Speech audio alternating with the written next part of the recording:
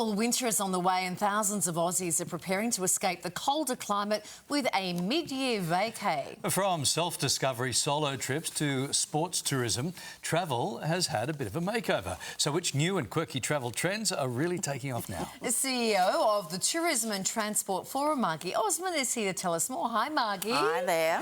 It's a cold and bleak and rainy week ahead. Yeah. So let's talk travel. New figures show that more Aussies than ever are travelling overseas. Why has there been a little bit of a surge in bookings? Oh, look, I think there's still a bit of a hangover, if you like, from when they couldn't travel at all. And people have saved up a bit and thought in advance.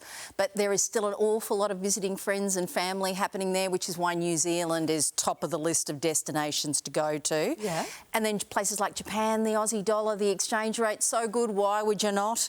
So people are going to Japan, and of course Europe will always be on the list. What are the top ones? Would you say New Zealand, Japan? It is New Zealand. Yeah. It's New Zealand, Japan and Europe, and that compares with this time last year when it was Europe, New Zealand, Bali. So Bali's not nearly as high on the list as it once was. Interesting. Yeah. And Japan with a bullet, right? Japan yeah, definitely with a bullet. Solo trips are growing in popularity. Why are travellers jetting off on their own? I mean, it sounds fabulous. Well, everybody's so tribal now, right? If you bring a group of friends together, you've got to make everybody happy. So increasingly what you're seeing in the 18 to 24-year-old group, they're all going, damn it, I'm going on my own and I'm going to do whatever I like. So there's a bit of that happening.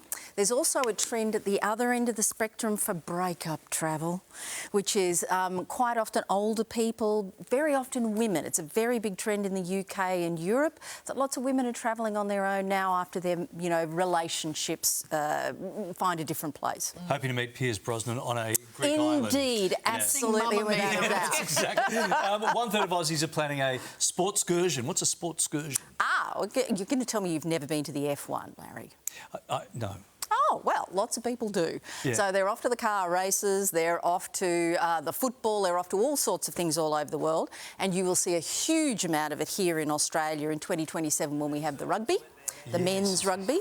So people will be hooting in from all over the world, but Australians will be travelling to a whole lot of their own country to catch up on those games. It's a very big thing, and you see the next part of that in people wanting to be in the sport themselves. So that's why I think you're seeing such a growth in things like skiing and hiking. Right. OK, wow. We've also seen cowboy core taking off, thanks to, Yellowstone, the country and western TV shows. Which destinations are tempting travellers when it comes to cowboy core? Well, between 20 and 24, I would have said the US, and there's been a very significant increase in, quite obviously... Sorry, do you mean like the year 20 and 24? Between 22 and 24, sorry, just to be clear. That 2-year period, massive growth in this cowboy piece. Yes. Yes, right. Sorry. Sorry, not the age of the traveller. Oh, no. Yes, right. No, between those years. Yes. Which links in with the TV shows, but you see ranches in the US have had massive increases in bookings during that period.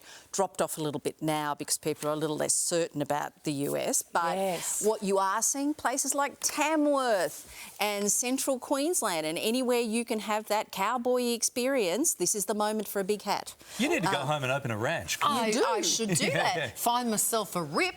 Yeah, well, look, Beyonce's, Cowboy Carter and those sorts of things have really driven this interest. So people want to go off and experience the Yellowstone moment. What about Astro Adventures? Is that what Katy Perry did? Just up and back? What's an Astro Adventure? Astro Adventures is the sort of new part of the sustainable travel piece. So you go somewhere where you can see the night sky with no problem. So Finland, places like that. But I will say, with a little bit more light, go to Uluru and see Witchery, which is the massive drone show they do in the night sky over Uluru in the middle of the desert. Absolutely wonderful. Yeah. Or places like Coonabarabran. Absolutely terrific. Not a lot of light pollution. Because we've got to keep reminding everyone, there's so many amazing things to do in Australia. Yeah.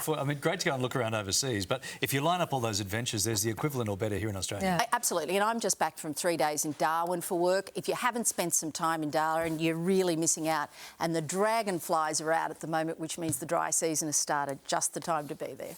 Oh. I thought you were going to say dragonflies is a good thing. Dragonflies is a good thing. That tells you the dry season. No, No, but they're everywhere. It tells you the dry seasons. You too.